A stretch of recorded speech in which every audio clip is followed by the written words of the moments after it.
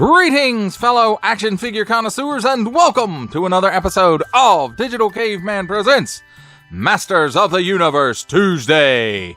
I, as always, am your host, the Digital Caveman, and today I will be presenting you with the Masters of the Universe Masterverse Revelation Horde Skeletor. Let's get into it!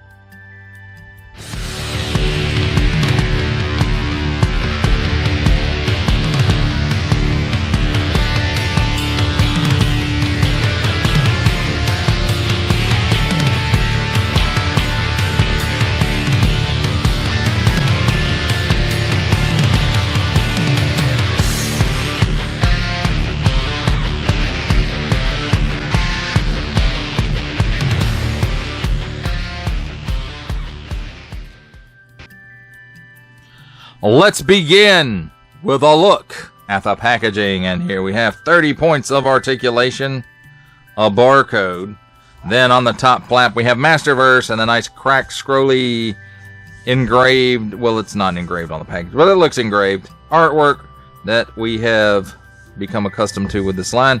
6 and up, Netflix original. Nice big window showcasing the figure and his accessories. Masters of the Universe Revelation Skeletor. Mattel. On the bottom, small print, fine print, legalese print, made in Vietnam print, MattelShop.com print. Contents: 1 figure and accessories. Symbols I'm not gonna learn. Assortment number and a barcode. On this side, Skeletor, Evil Lord of Destruction. And I dropped it. And on this side, nice artwork of Skeletor himself, ready to betray Horde at a moment's notice. Then here we have on the back, Skeletor, Evil Lord of Destruction. Skeletor's relationship with Evil Lyn dates back to when she was but a vagrant, living in the gutters. A servant of Horde at the time, Skeletor rescued Evil Lyn from an angry mob, enhanced her magic, and gave her a place to belong. Not out of any sense of heroism or chivalry, but rather out of a desire to expand his own evil power. And then there's some nice artwork of Skeletor emerging from a portal. Here's the cross sale. Clamp Champ, Skeletor, Web Store, Prince Adam, also available, each sold separately. Subject to availability. Colors and decorations may vary. Mattel, empowering the next generation to play. Recycle this stuff. And that, my friends, is a look at the packaging. Let's take a look at the figure and his accessories. And here we have handy dandy tweezers and a set of fists, left and right.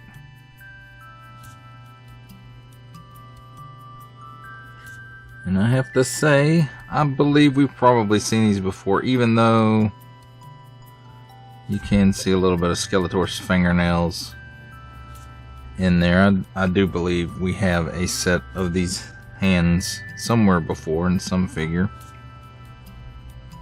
But nicely detailed and molded in colored plastic like most of the figure.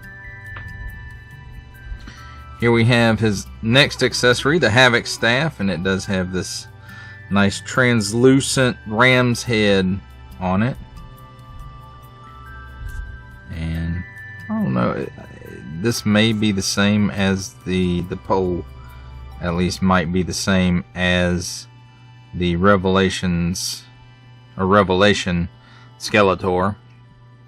But there is one difference to this one. It's on a ball joint. So, there is that. Well, I said it's a ball joint. It's kind of a funky peg. So I may have been mistaken about that, and it just wasn't on there all the way. But, so there it is on there all the way, and it'll twist around, and you can even turn it up like that a little bit if you wanted to. So, It is a little bit posable as opposed to the last. And again, that nice translucent plastic, but I do believe it's the same ram's head mold that we got with Revelation Skeletor. Which most of this figure is Revelation Skeletor, except for the head. You can see they upgraded that. Awesome. Oh, let's look at the last accessory, which is this little cape cloak type thing. And it's a solid piece, and it's nice, fairly thick fabric, and then it has this scarf piece type deal cut into it, and there's a piece of Velcro here in the front where it does come apart, and it's only one. I say Velcro, it's hook and loop and hook, but there's only the hooks on it, no loops. The loops are all the fabric. So, but I have to say, it's an okay looking piece, very similar to Andra's, in my opinion at least. Now, new parts on Skeletor here, of course, are the head and this loincloth type deal, and he does not have his furry underwear on underneath there. It's just regular underwear. And I will have to pull out Revelation Skeletor. I cannot remember if he had these shin armor pieces or not, but definitely not in these colors. The chest harness is the same, except for the colors, of course. And then everything else, I do believe, is the same. Again, when we do comparisons, we'll look at this and see if they're the same, or you can look as it spins around, whichever you want to do. So, I will have to say, the head sculpt on this one is much, much better. And, gosh, I really wish it wasn't in black, but rather Skeletor's traditional purple, but you know, it goes with the color scheme that he's wearing in this. And then, but yeah, I have to say, this is definitely a better head sculpt than that original Revelation Skeletor. Now, as far as the paint apps goes, the mold again is mostly reuse. Of course, you know, most Masterverse is mostly reuse, and there's a few parts that they swap out, like the forearms and maybe the feet. Slap on some different armor pieces.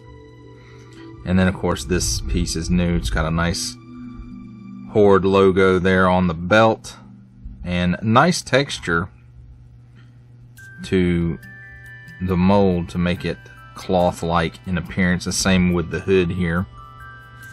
And then we've got this nice paint app here highlighting this bat on his chest, and then some silver paint apps for the bones, some more red on the straps here, and then the buttons or studs have paint apps on them, and then like this nice red for the center of the crossed bones. I don't want to call them crossbones, but the red here carries around to the back, as well as the silver paint for the studding. So that's really cool that they brought this paint app on around to the back,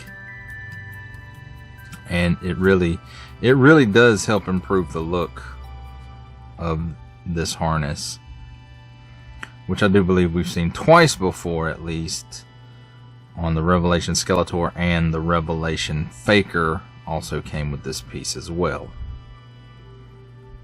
And then this looks like it's molded in black, and then it has this nice red paint app on it, and again it goes all the way around. And then down here at the cuffs of it as well, there's a little red stripe. So overall, it's pretty striking looking with this color scheme. Now let's take a look at his articulation. He doesn't look up too much. He looks down that far. He's got a little bit of chicken neck. So party at the Fright Zone later. He's got a little bit of waggle in there. He can do the full Exorcist. And part of this limitation on the head movement is the sculpt of the hood there. So at the shoulder, comes out to about 90 degrees, and it will do a full 360 degree rotation. At the upper bicep, there's also a cut that allows 360 degrees of rotation. Double hinged pinless elbow. And let's see. You get that much bend out of it, so that's pretty good. 360 degree rotation on in and out hinge, and in and out hinge on this hand as well. Cut here where the chest and the abdomen meet, and that allows him all kinds of hula. He can lean left and right, tilt back that far, tilt forward that far. So that's pretty good. And also it will allow for a full 360 degree rotation. There's also a cut at the waist that does a 360 degree rotation, and unfortunately that's all the articulation we get out of that. Eventually I'm thinking they may put a ball joint in here depending on how long the line goes. Now, something new in the hips. Skeletor, actually the whole wave, because I checked them, they now have a pull down hinge similar to the G.I. Joe Classified series. So very, very awesome that they added that piece of articulation. And with that drop down hinge engaged, he will give you that much of the split. See, I just get too excited about that drop down hinge. He can kick forward that far and back that far. So I want to say maybe about 4 steps. There's also a cut here at the upper thigh for another 360 degree rotation. Double hinged pinless knee. And let's see. There we go. Gives you that much bend, so very, very good. Now, under this armor piece here, there is another cut for another 360 degree rotation. And at the ankles, tilts down that far, tilts up that far, and forward facing pin 4 rocker. Although it doesn't look like it's rocking too much. Part of it is this armor here is getting in the way. So let's re-engage or disengage the drop down for the hips. Oh, and now the hand wants to pop out. Get back in there, you. So as far as the accessories go, of course the Havoc staff he's going to hold in his hand. The cloak, cape, whatever you want to call it. Just pop the head off, and you can see in the cape right there, there's a hole there. And you can put that right on there, and then just pop the head back on. And then as far as this scarf piece goes, you know, whatever you really want to do with it to give it a kind of a cool look. I think I probably did that backwards. So let's put this part over the top.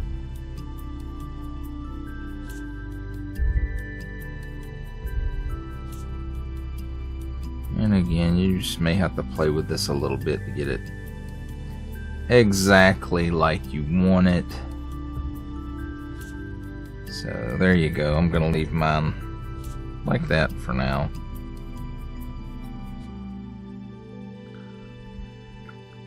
And of course, how you change the hand, you just pop it out and pop the new one in.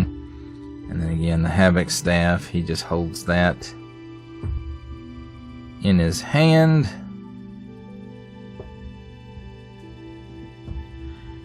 And there we have it, my friends. Horde Skeletor. Well, look at Horde Skeletor and his accessories.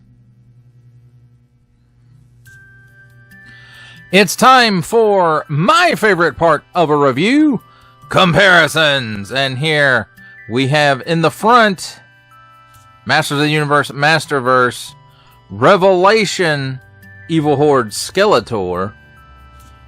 And then on the back row, New Eternia, Barbarian Skeletor, 1987 movie Skeletor, and Skeletor's boss is the time of his uniform that he currently has on, Princess of Power, Horde. For our final set of comparisons, here we have the Masters of the Universe, Masterverse, Revelation, Evil Horde Skeletor, with from the Marvel Legends series making his cameo appearance, Stan the Man Lee. From G.I. Joe Classified series, the Hasbro Pulse exclusive Regal variant Cobra Commander. From Star Wars The Black series, the Archive Edition 501st Legion Clone Trooper. And our final Masterverse comparison, the 40th Anniversary He-Man. For final thoughts on the Masters of the Universe, Masterverse, Revelation, Evil Horde Skeletor, I have to say, I do like the color scheme on this guy. The head sculpt looks really, really good. The translucent ram's head on the Havoc staff is interesting, like it's getting ready to shoot a blast or something.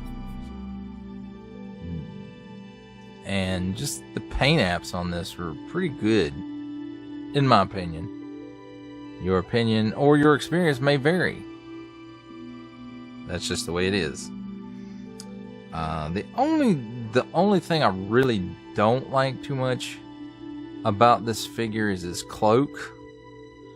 And while it's okay, it's just, I don't know. It's I guess it's just that. It's just okay. And while I am glad to see that Masters of the Universe is offering soft goods where needed in this line, at least partially where they're needed in this line, maybe not 100%. I like the fabric that they use, but just a little bit of more thread and some wire, and this would be a much, much better cloak than what it is. Again, that's my opinion. Your mileage may vary.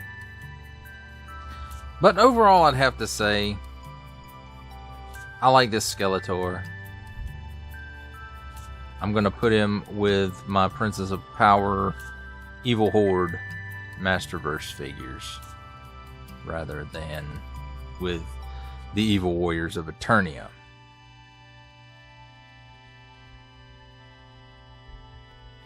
Well, that does it for the review. I hope that you enjoyed it. I enjoyed making it. Only support from viewers like you make this programming possible. Each view does count, and I do appreciate each and every single view that I receive. Thank you, and thank you so very, very much for supporting this channel through viewing. Comment below, like, share, subscribe if you'd like to see more reviews or just help the channel out further. Or both, that's even better. And don't forget to ding that bell so that in the future you will be notified as my new content becomes available. That's a wrap, folks. I'll see you next time.